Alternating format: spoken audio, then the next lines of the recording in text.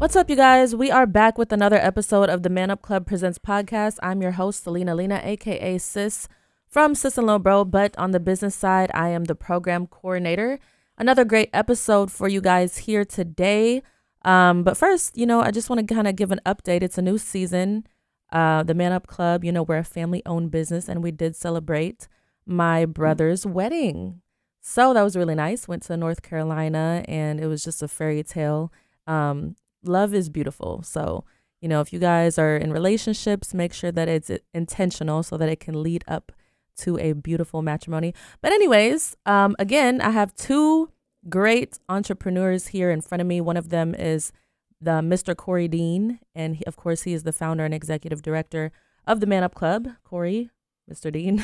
You silly. I was too much in radio mode. But you in real radio mode. I'm backing you up too. I'm going back because I got to put some context to this, the way you kick this thing off, man. Big shout out to my boy Titus.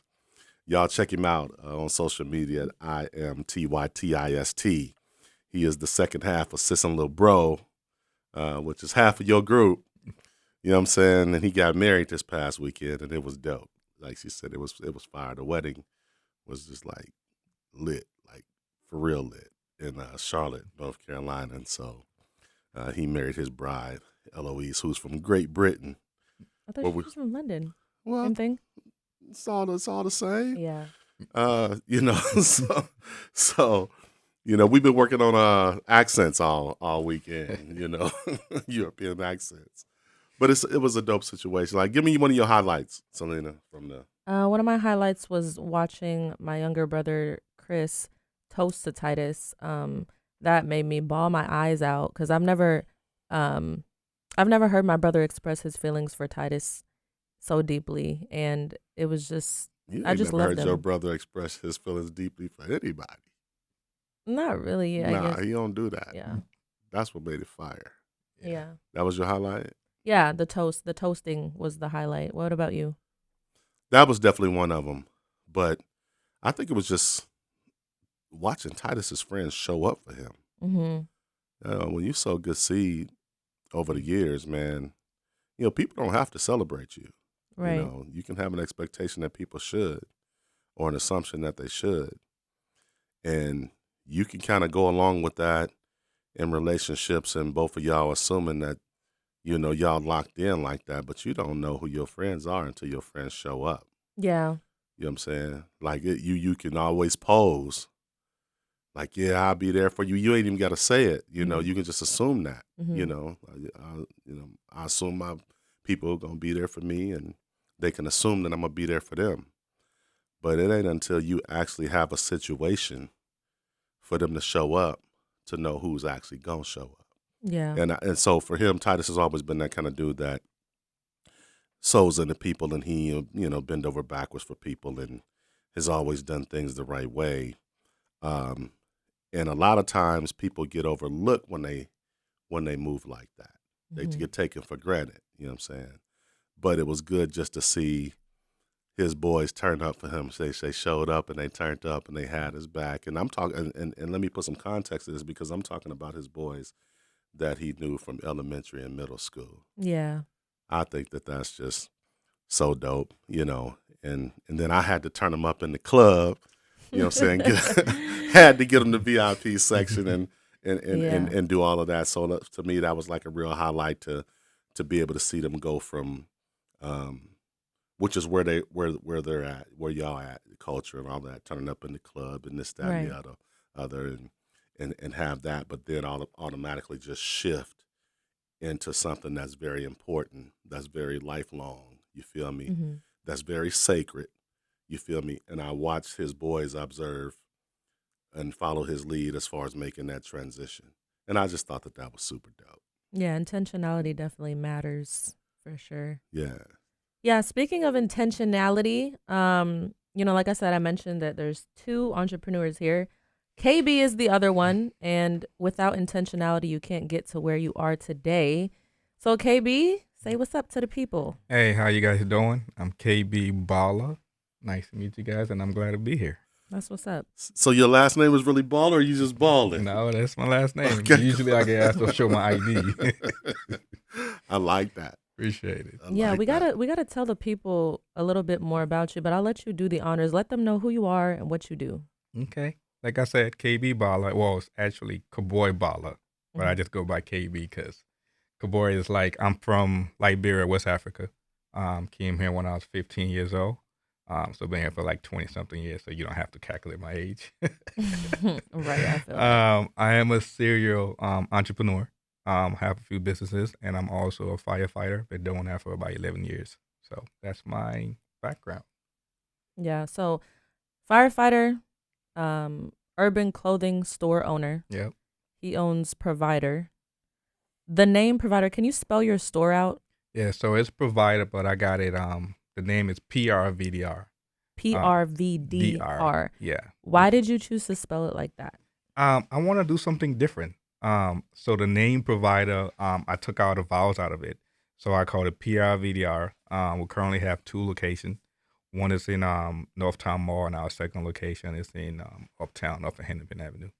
That's super dope. Yeah, we've actually shopped there a few times. Do you remember when we shopped there for a show that we had? You took Titus in his store, and he saw them long pants. It was like really, really long pants. Yeah, the super stacks. Okay, got you, Yeah. got you, Yeah. got you. Yeah, so that's I his know store. exactly where you are. You We're next to Vital. Definitely next door. Yeah.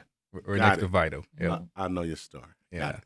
Yeah, I your So store's shopped at super your unique. store. There Yeah, you go. it's a pretty cool store. There you go. I just didn't want to have just a regular retail store with just merchandise hanging on the wall. It was intentional how it was set up. So we got the retail store upstairs. We have a barber shop in the back. It's kind of like a little suite with there's 2 chairs. We have a private lounge in the basement, and we also have a production studio down there as well too. So it's kind of like a one-stop shop. Now that's really dope because there is so much like synergy and, like parallel comparisons between both of you. Of course, like Mr. Dean, he has the Man Up Club, our nonprofit mentor leadership organization for young Black men.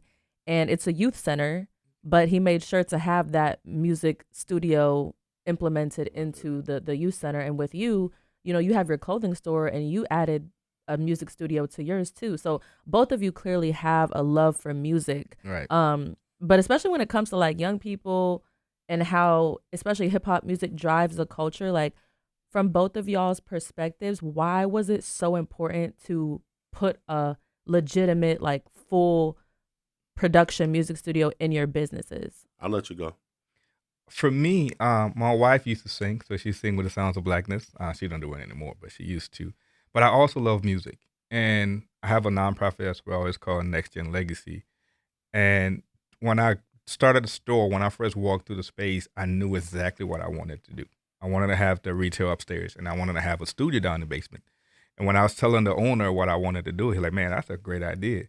But I don't know nothing about music. I don't know how to produce it. I don't know how to, all I do is listen to it. So the idea was like, I know I wanted that to be set up the right way. So it took me a couple of months, and I was just online, just looking stuff up.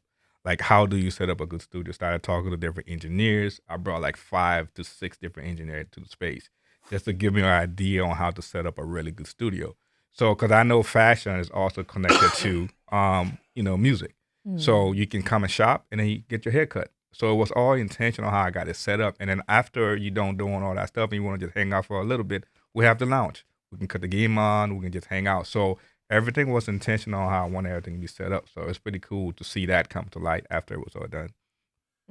I like that. So yeah, I'm cutting in, and I'm backing up again, and I'm bringing all of this stuff full circle.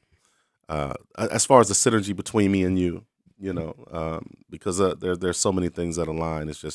It's almost surreal. Yeah, absolutely. Before I get into why I developed my studio, first of all, you said a term, and a lot of people don't say it. And so it's a connection point between me and you because I use it all the time. Serial entrepreneur. Yes. I always use that to describe myself. Yes. And the businesses that I do. And so with you owning multiple businesses, first of all, congratulations on that because I know what it takes to do it. Oh yeah. And it ain't no joke. Wants to know it. Yeah, right. Yeah. So, having one business is enough, but to have multiple businesses, that's just a whole nother beast. And then and what's really dope and what I like about you and where we kind of really align even more is it's not that we're just serial entrepreneurs and that we own multiple businesses, but it's clear to me that we both have a vision to integrate those businesses together where they all work and they're all interrelated to the point where and you can speak to this too, but for me, it's like the reason they're interrelated is because I don't want to feel like I'm working multiple companies. Yes. Yes. And I do multiple businesses, but with the multiple businesses that I do, and the reason they're interrelated is because it's all purpose driven. I agree. You feel me? Yep. And so I think that that's like extremely huge to be able to integrate businesses, have them in the same facility, because mine's are in the same facility, yes. As yours are. Right. And it's such a great thing. But there's a couple things that, so you got a clothing store. Yep. And you have a music studio. Right. And I have a youth center. Yep. But I also have a music studio within the youth center. Right. But then there's this other thing that you said, and I got to go through that. So you say your wife sings for Sounds of Blackness. Yes, she used to. Okay, cool. So Gary Hines is my mentor. Oh, wow. Yeah. Yeah. We go back. We go way back. Yeah. Yeah. And so when I was in college, man, I came out of Missouri and I came to Minnesota, and I went to St. John's University, where it was all white people going to school there. Yeah. I was one of the only brothers on campus. And I'm gonna just keep it a buck with you, man.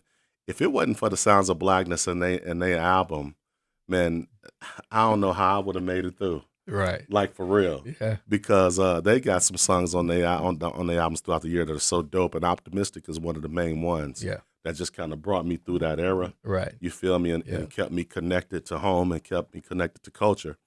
But I never thought that one day I would actually produce and write songs for them. So I've produced and written songs for Sounds of Blackness. That's crazy. Yeah, wow.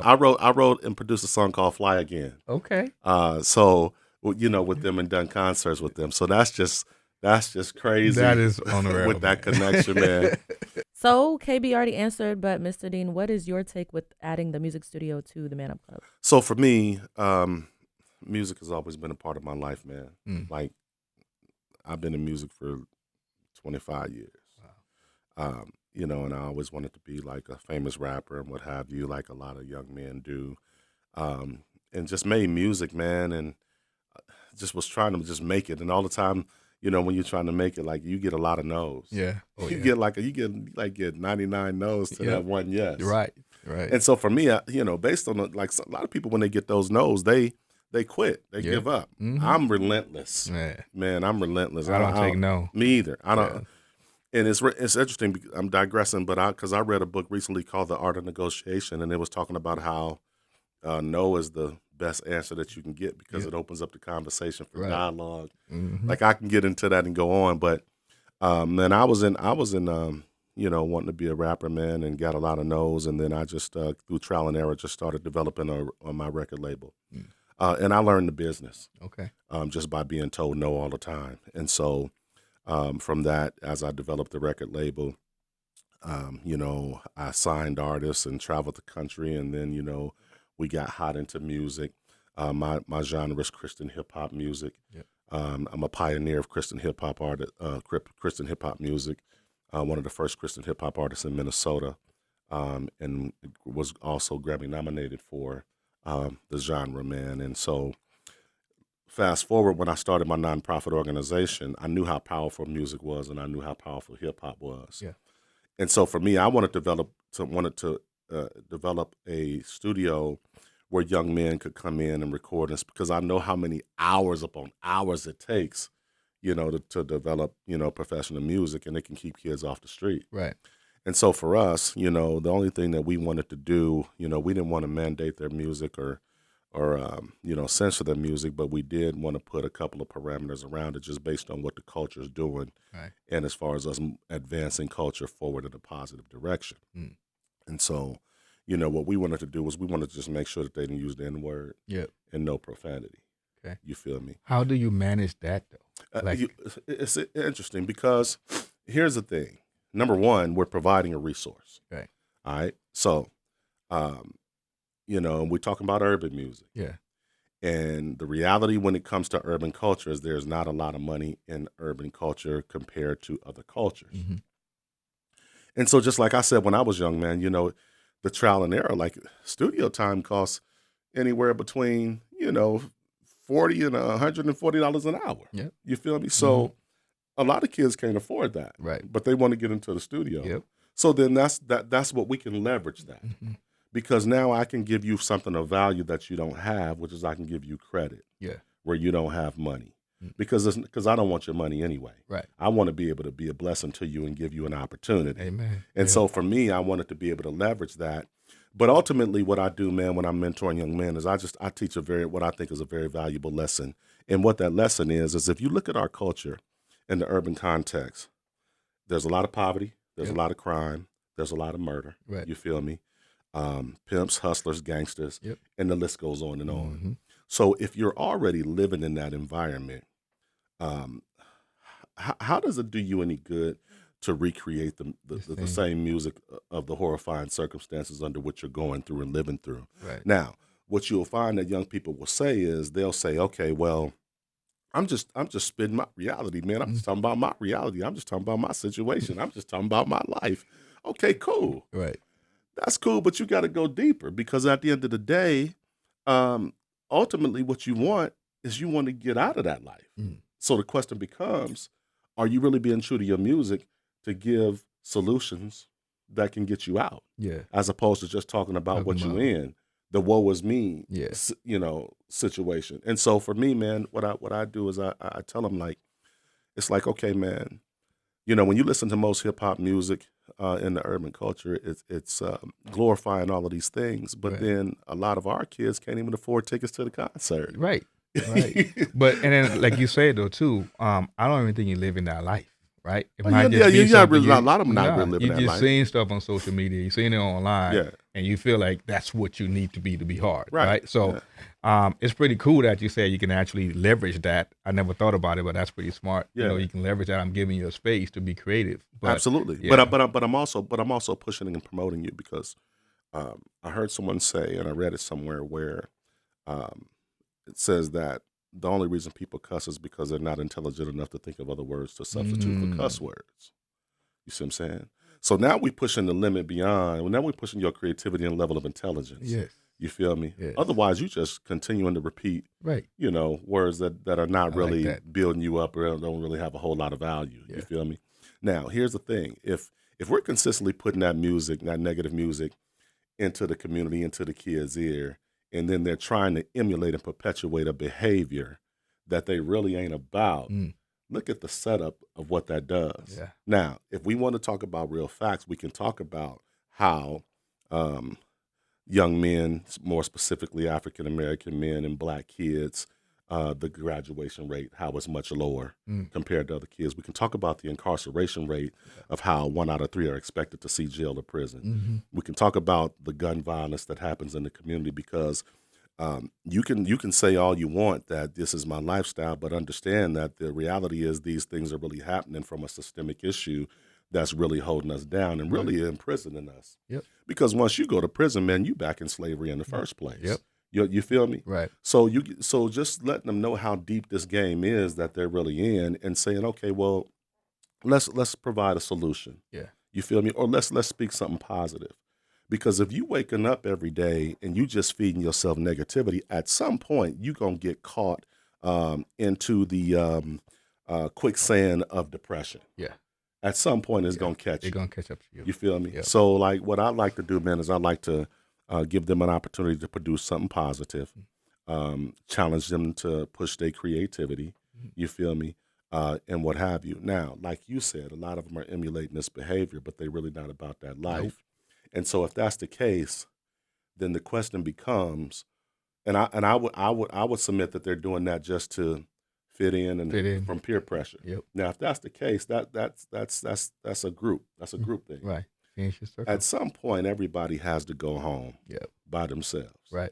Now, I would ask you, do you think that they're still trying to emulate that same lifestyle when they're in the privacy of their own home or when they're in private one-on-one looking themselves in the mirror, knowing their situation and circumstance? No.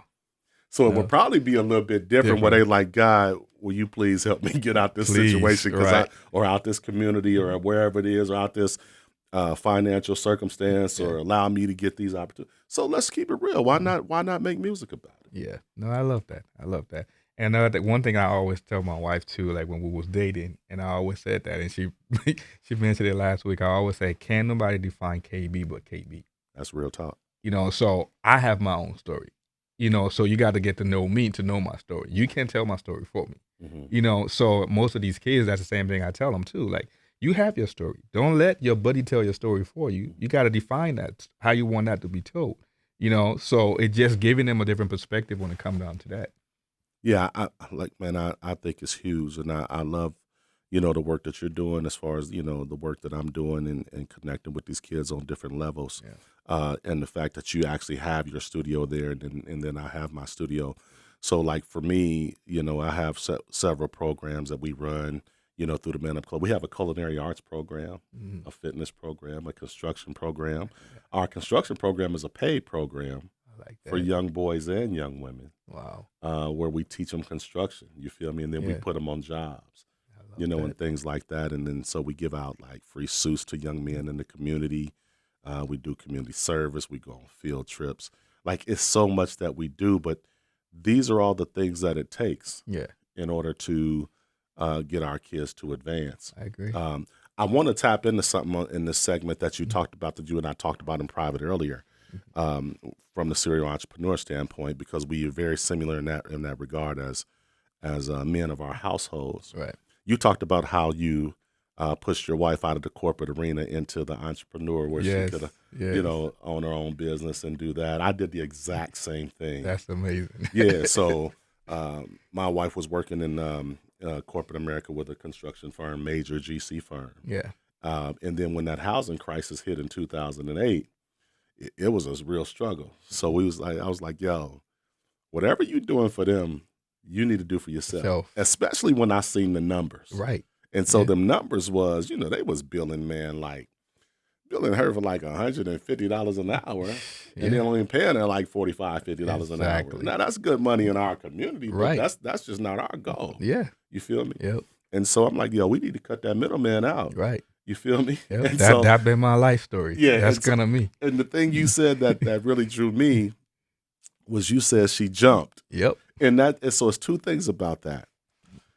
With me and you being serial entrepreneurs, we go. We, as men, when we see opportunity, we going. Yeah. Just give me a slither of light. I'm out. Yeah. Yeah. But I noticed, and it's not, and let me clarify that, because it's not just gender related. No. But this is the situation between me and you. And so you had to encourage her to step out, and then you said she jumped, and then same thing with my wife when she jumped. Yeah. It's something about when two people who come together that are in a union and they move together, there's something about the way in which God blesses that. Yes. Because when she jumped, man, she's still going. She's flying now. Yeah. She took off. Yeah. But she was scared. You know what I'm saying? Because when I jumped, she didn't believe me jumping, right? Because we comfortable, right? We're getting this check every now and then. Every 2 weeks we get the check. So when I was jumping, she's like, nope, you ain't doing it. I'm like, I already did. I'm just telling you what I've done. You know what I'm saying? Nothing's going to change. The house still going to get taken care of, but there's going to be limits now. Why this business being grown? You know what I'm saying? So I jumped. And then 5 years later, I pushed her and she followed. I think that's so dope. And I think that there's a testament in that. I think me and you could do a whole seminar. Oh my gosh. On that entrepreneurial spirit and what it takes to really get out there and go. But even above and beyond that, just pushing people to their full potential. You feel me? I agree. I think that's huge.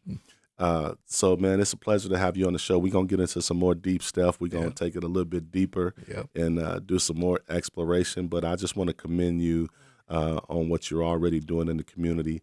We definitely finna tap into one of my favorite subjects, which is the mentorship. Yes. Because you're doing some of that. And then even in the sports sector with the A.A.U, that's a lot to talk about. Very big. I got my man KB in here, man, from the Twin Cities. but he's not originally from the Twin Cities. You know what I'm saying? I'm gonna let him tell his story, but he's doing big things in the Twin Cities. He's got his clothing store called Provider. Got the music studio in the basement, man. All of that, just grind mode. But tell us, man, a little bit about you, because you're an immigrant, and I really want to tap into that, man, because you know how kids talking about, they talking about they started from the bottom, now they here. Yeah. But come on, man. Hey, come on, dog. That's definitely my story. Exactly. So let's take it there. Go ahead. You got it. Yeah. So when you saying starting from the bottom, man, that's what I started from. Moved here from Liberia. When I came here, like I said, back in 97, 98, Liberia was going through a civil war. Ooh. And as a young kid, my dad was already here. My dad has been in the U.S. My dad moved here when my mom was pregnant with me. So a single mom, with multiple kids trying to figure out life. And then the civil war broke up in Liberia. Now we're on survival mode. So 3 years prior to me coming to the U.S., there's no education. There's no school. We're just trying to survive. So moved to the U.S. as a teenager. Got put into the 11th grade. Because you're getting put into a grade according to your age. Yeah. So got put in the 11th grade, could barely read and write. Now, so repeat that. Yeah. Repeat that part. I'm in the 11th grade.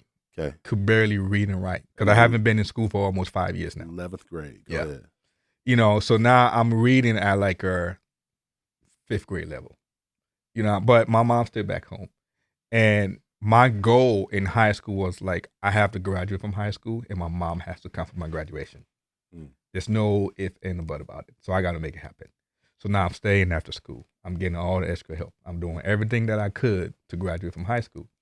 Me and my dad's not getting along. So I graduate. I was in 12th grade now. At home with my dad wanted me to go to the military.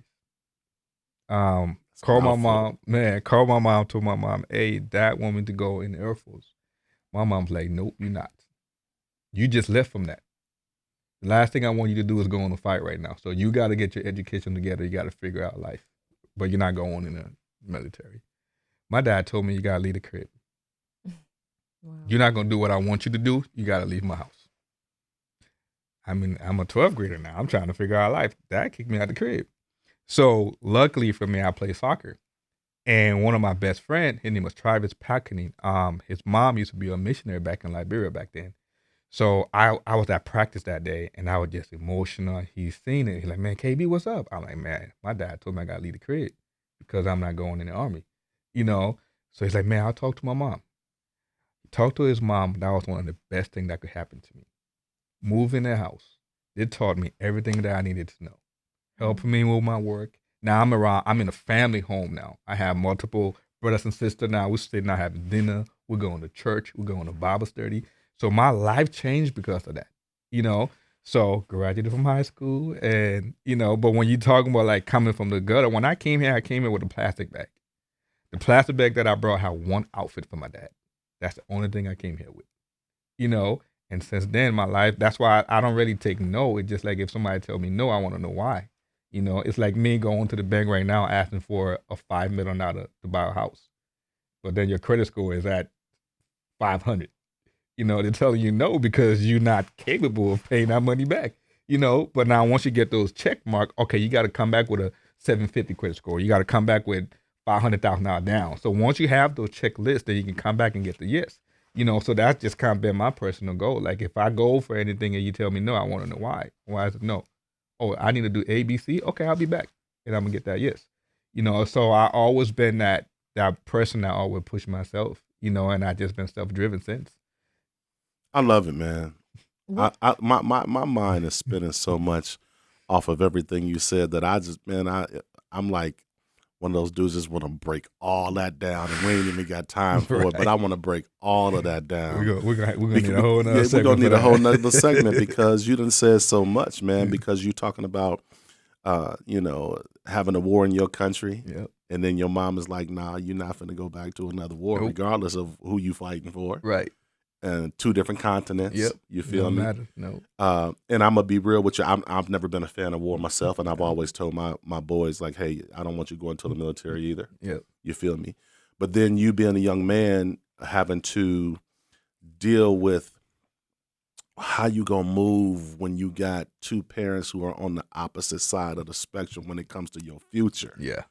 That's the thing that I really want to break down, but I ain't gonna touch it. Nah, I ain't gonna touch it. Just a It's quick crazy. though, like my mom, her word was so much, right? Because she is my rock. There you go. So anything she said was that. I didn't care what my dad said, right? So if my mom would have co-signed and said, yeah, go to the, I probably would have went. Yeah. But when she said no, that was a no. I don't care what my dad said. Keep me out your house. I'm gonna go sleep on somebody's couch right now. I'm not staying here. Yeah. You know. So I was done for it when mom told me I couldn't go. Yeah. And what's crazy, and this is what I need people to understand though. And I'm just giving you this through wisdom. I've always told you, you know, you get knowledge, you get understanding, but the greatest thing is to get wisdom, because if you listen to what he's saying and you just process that through knowledge and understanding, you won't catch the real backdrop behind it. But the wisdom says, even though you had conflict with your dad, even though you would lean to what your mom says more because she's your rock, it's not. I need to explain to people though that even though you wasn't in alignment with your father, it wasn't that both of them didn't want the best for you. Yeah. Because they both wanted the best for you, and that's the underlying substratum that people need to understand. Right, exactly. But your father had a way of going about it from a masculine standpoint, and especially with him coming from Africa, right? And that whole dynamic of what have you, of raising a young warrior, a young man who got to get out here and go get it. Yep. You feel me? So I could see how he could put his foot down and be like, "Yo, if you don't go do this, then here's your ultimatum." Yep. You feel me? Because either one you would have chose would have put you on a trajectory to success. I agree. But you had to be able to speak into, you know, what you wanted from that standpoint. Right. You feel me? Yeah. And I think that's an important piece to make, because a lot of young men, especially African young men, Black young men, and minority young men a lot of them don't have fathers at home. Yeah. You feel me? Yeah. So it's not about in essence, it's good that you had a father at home to have the conflict with. Agree. You feel what I'm saying? Because at least you got another perspective of a man's perspective. Right. Now, the other piece though, and I'm so excited about all the things that you said, man, because at the end of the day, God already had it worked out. Though. He did. He had your path set. He did. And you walked right into a situation where everything was just like it was just lined up. Like on a buffet for you. It was. And you know, my mom, like I always say, she's a prayer warrior, right? Like she's just that person that'll go in her prayer closet and just pray for hours. That's real. You know, so growing up, that's all we did. Yeah. You know, so that was like the Pentecostal church back in Africa. We going to church. Talking now. Bro, that's 3-4 times a day. A week we going to church. Yeah. You know, we staying after church Sunday school. So I had that foundation in me growing up. Yeah. You know, so but when I got here, you know, trying to survive, me and dad didn't get along, like all those different things. But I always knew. I always had that foundation. Mm-hmm. You know, so while mom was back home, she would call me, "Did you pray?" No, I can't lie to my mom. I ain't been praying. Hey, you gotta get your butt. You gotta find a church. Right. You gotta get your butt back into this. You know. So no matter what I've done in life, even when I go left, I still got that foundation. I would come back to it. When stuff not going right, hey man, you gotta get back in your word. That's real. I'm gonna give these young kids, man, one of the greatest secrets in the world right now, because you just said it, and now I done lived through it, and I'm a parent. I understand it full go, and you understand it full go. Something that he just said, man, that is so critical. He said, I could not lie to my mama. No. Dog. Okay. Don't lie to your parents. No. I'm just telling you, don't lie to your parents. And the reason is because parents are going to always figure out, let me put it this way, if they love you and they care about you, mm-hmm. and they got your best interests at heart. Yep. Regardless of what you do, they're always going to find a way to work through the maze. And trust me, some of these things that y'all be doing, it makes them go through a maze. Yes. But you got to understand about going through a maze. Look at how many blocks you're going to hit where you can't go, and you got to turn around and figure it out and go. Yeah. That's what parenting is like. Yeah. You feel me? Yeah. It's like, I know there's a way out, but I got to go through this. It's like playing Pac-Man and Miss Pac-Man. You know what I'm saying? But at the end of the day, what it boils down to, man, is you're not gonna do nothing to the point where your parents are just gonna be like, you ain't nobody no more. Yeah. You understand what I'm saying? Yeah. Like, you can disappoint your parents. You can Yeah. be, you're going to have fights and arguments and this, that, and the other. But if you keep that integrity of, nah, I can't lie to them. Nah. Because here's the thing. The bottom line is that you gotta be able to find and have people in your life that you can just be 100% honest with. Yeah. And if you ain't got that, I man, think you don't know how much trouble that's you what really most in. of these kids have a problem with, right? They have too many yes man and yes homeboy around them. Right, for sure. They don't have the real bros that going to tell them, Right. hey man, you messing up. I have 1 or 2 brothers in my life. If I going through a tough time with me and my wife, right, I'm gonna call them, hey man, I need to talk. Right. You know what I'm saying? Right. But they're gonna listen and they're Right. gonna tell me, what did you do? Right. Versus, man, let's Accountability. go to the club, man. Let's go pop Accountability. bottles and No, I don't have those guys. I don't associate myself with them. Yeah. Because all they're going to do is lead me into stuff that I'm not supposed to be doing anyways, right? Yeah. So you got to have brothers around you that you can trust. Mhm. And you can be 100% transparent with them. You don't have to fake it to make it, or you don't have to always be the man around them, Yeah. right? And Yeah. I feel like that's one thing that's kind of missing in our culture too. Mm. We always have to be tough versus just calling your bro like, hey man, I'm struggling today, man. I just need a prayer today, or I just need somebody to hear me out for a second. Yeah, and that's dope. And let me tell everybody that is also masculinity. Yes. For real, in its truest form. Because, oftentimes when I'm teaching young men in the Man Up Club, man, I'm teaching them, boy, you better hurry up and cry. Please, let it out. Before you go out and do something that you regret. Yeah. Do something to yourself or do Yeah. something to somebody else. Mhm. Like, you need to tap into your emotion Yeah. and understanding, what a real man is. Right. Because that's the thing. Like you said, you tapped into it. They want to be tough. Yeah. It ain't really about being tough, It's man. It's just definitely about not. being real. Yeah. You feel me? Yeah. Yeah. And you got to know, like, at the end of the day, man, you got to be willing to lose a lot to get to the truth. Oh my gosh.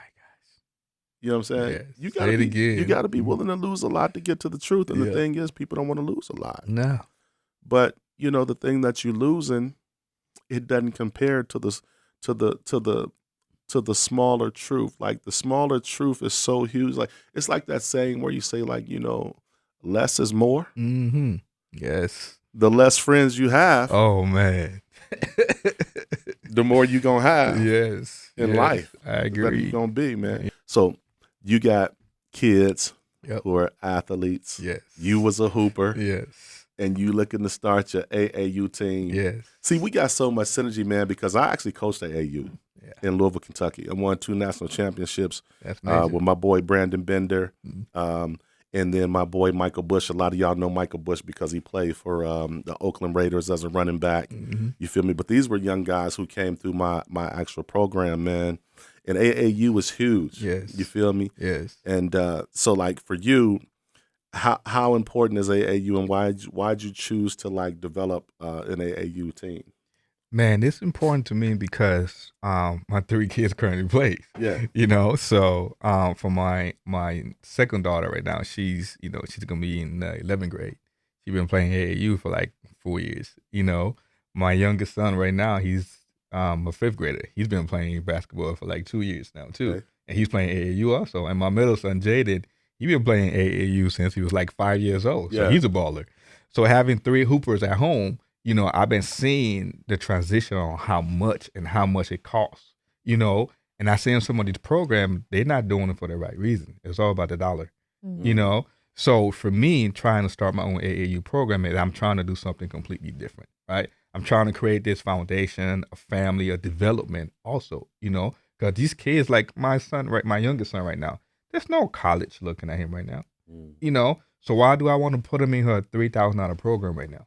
When I could spend that money on spending enough time in the gym developing his skills. Mm-hmm. So my goal is to have a system that we can have a better youth program that can develop younger athletes, right? So we can move from there. We can go into the traveling. We can start going to Chicago, Atlanta, New York, whatever. But the goal is to start small, right? There's a lot of tournament that goes on here in Minnesota. Mm-hmm. So for the younger kid, like the elementary kids, we're going to have an A.A.U program here in Minnesota. But we can travel probably once a year, go to Wisconsin at the end of the season. We'll have one traveling tournament. Mm-hmm. And then after the first couple of years, once we develop that foundation, then we can travel and try to make it cost effective too. We don't want to charge parents $1,000 for a fifth grader. That's pretty tight. Yeah. So just finding a program that makes sense for parents and grow from there. That's kind of my goal behind our A.A.U program we started. Yeah. A.A.U is big, man, all around the world. And, I've been a part of A.A.U programs. My son was a part of A.A.U programs. I coached him all through middle school, high school, on to college and what have you. So it's definitely worth the investment. Yeah. But I see you approaching it from a different standpoint than most people approach it from, because a lot of kids now, they playing A.A.U just so they can try to get a look into the league. Yeah. Which is interesting within itself. But you're taking that approach where it sounds like to me you're trying to develop kids. That's the goal. Yeah. Our goal is more of a development and then an A.A.U second, right? And then also, like you talk about mentorship, right? So we want to teach these kids about entrepreneurship, financial literacy. We want to give them all the tools that they need while they're in our program. So it's not just basketball. You're going to want to make sure you are a successful athlete on and off the court. So that's kind of like the development part of that's my focus is with my A.A.U program. So that's my goal. I love it. The mentorship piece is huge for me because I've dedicated my life to that, man. Yeah. As the founder and executive director of the Man Up Club, I started my organization in 2012, and we 13 years strong. That's amazing. And I've probably mentored over 150 young men in those 13 years. Yeah. And so when I talk about mentorship, I'm talking about long-term mentorship. I'm not talking about where you here in your life today and then you going tomorrow. I agree. I still got guys who started with me in 2012. As a matter of fact, even now one of those young men was at my son's wedding. Wow. And we were we sitting around doing the grown man thing, and he was like, he was bringing it up among the grooms. He's like, yeah, I remember when you taught us, that when we go to the club, we got to do this because there's levels to this thing. He's like, he's like, don't go to the club if you ain't got no money. Right. Don't go to the club often. Like when you go, make sure you didn't save enough money to really enjoy yourself. So he was just giving all of these different lessons. But I think it's just a beautiful thing, man, to be able to mentor young men, from the initial stages of your program and then see them grow up. Yeah. Become successful, That's the beauty become behind it. entrepreneurs, Yes. get jobs, go to college, Mm-hmm. and then even come back and give back to the other young men. Yes. Because we have some young men in our program now who are actually mentoring the younger guys in our program. Right. So mentorship is critical. Yeah. And one thing I want to piggyback on that you said earlier in regards to your development as a young man in education, and how in 11th grade you were struggling and reading at a certain level. Yeah. Man, we still dealing with a lot of that with these young men. And so for me, I was fortunate enough because I didn't know my dad that I had to seek out a couple of mentors. Yeah. And one of those mentors that I seeked out helped me academically. And because I took the steps of what he was asking me to do, that's how I was able to go to college. That's amazing. You feel me? Yeah. And so once again, that's just how our stories align. We're probably in alignment on probably like 15 or 20 different areas. Right. But yeah, man, I think that's huge. I want to jump into something, man, real quick that's really kind of dear to my heart. And I know we won't get through all of it, but I just want to just kind of get your perspective on it because you're from Liberia. Yep.